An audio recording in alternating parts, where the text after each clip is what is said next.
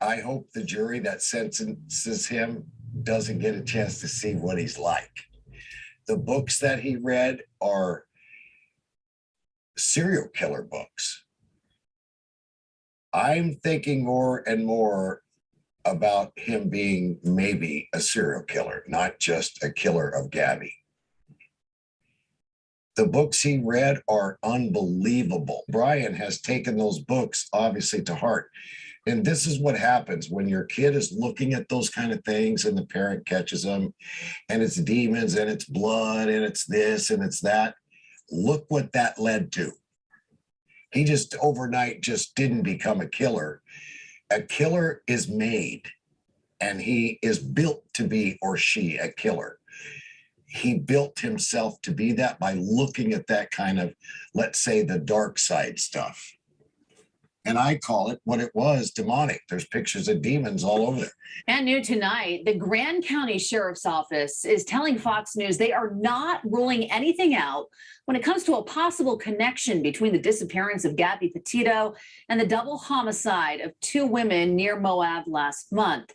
Deputies have not yet identified a suspect in the murder of these two women and say they are investigating all possible leads. It has now been more than 1 month since Kylan Schulte and Crystal Turner were found shot to death at a campsite near Moab.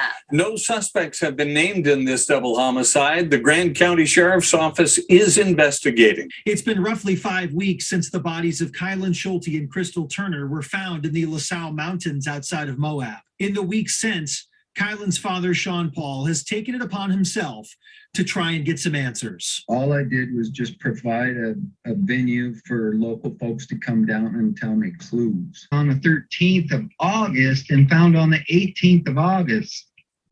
So let's focus on the mountain during those times. The most recent update from law enforcement came last week, but didn't reference anything specific pertaining to the double homicide investigation.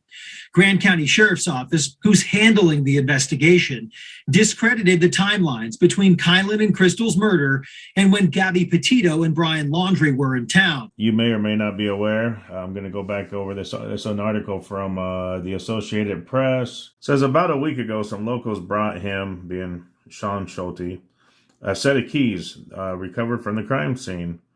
Schulte told the Deseret News that the keys had membership tags on it that should make identifying the owner easy. Schulte says that he took the keys to the sheriff's office and he hasn't been told if they are completely unrelated to his daughter's murder or if they are being used to identify a possible suspect.